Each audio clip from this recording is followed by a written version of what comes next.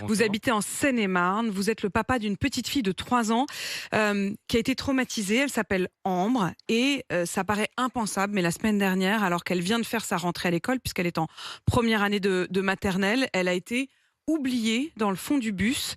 Elle est montée dans le bus à 8h15, le bus scolaire, et entre 8h30 et 11h30, elle est restée seule, abandonnée, oubliée dans le bus. Ma première question, c'est de savoir comment va votre petite fille aujourd'hui.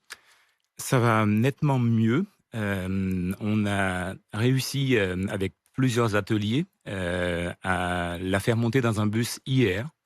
Notre objectif, c'était de désacraliser un petit peu, qu'elle coupe le lien, qu'elle a avec ce bus, qu'elle, l'imagine, plus festif, qu'elle oublie, que le bus est synonyme, de calvaire, de traumatisme.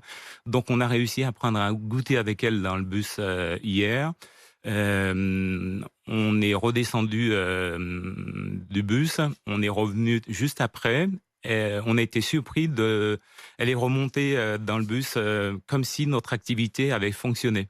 Donc on en a profité juste après pour, aller en direction de son école, puisque depuis elle n'est jamais retournée à l'école. Depuis, elle n'est jamais retournée à l'école, elle n'avait pas la force, elle était trop angoissée, elle ne voulait même pas remonter dans le bus, hein, en effet. Et pendant toute cette semaine, elle ne cessait de répéter: «Pas école, pas bus, pas école, pas bus».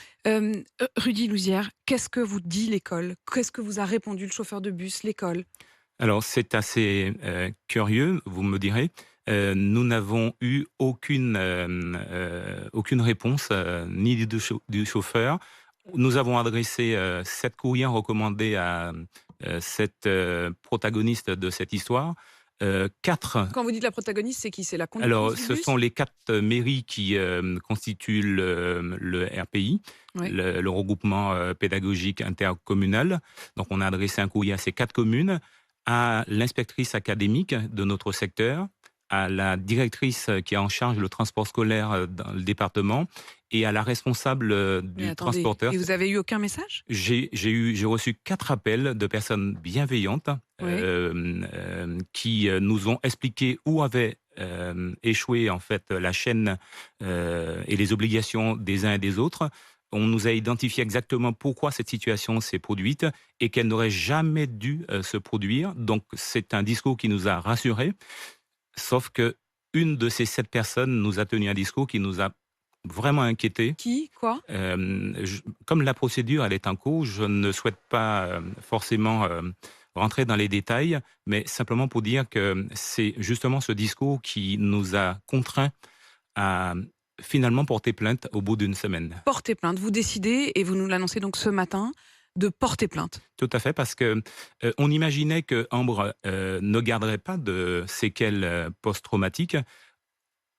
Mais on l'a vu, complètement changer cette semaine. J'ai même été interpellé par, des amis, de la famille qui m'ont, quelque part même incriminé en me disant que, ce serait assimilé à de la non-assistance à personne en danger sur la personne de ma fille si je ne portais pas plainte. Moi, ça n'a jamais été, C'était pas votre état d'esprit au pas du départ, hein, tout, on le pas du sent tout. bien. Tout ce que je souhaitais, c'est que ma fille aille mieux. J'imaginais que ça irait très, très vite avec tout ce qu'on a entrepris avec elle et mon seul souhait, c'était uniquement qu'elle aille mieux et le deuxième souhait, c'est que toutes les personnes, impliquées dans cette situation prennent conscience, qu'on ne transporte pas du bétail, et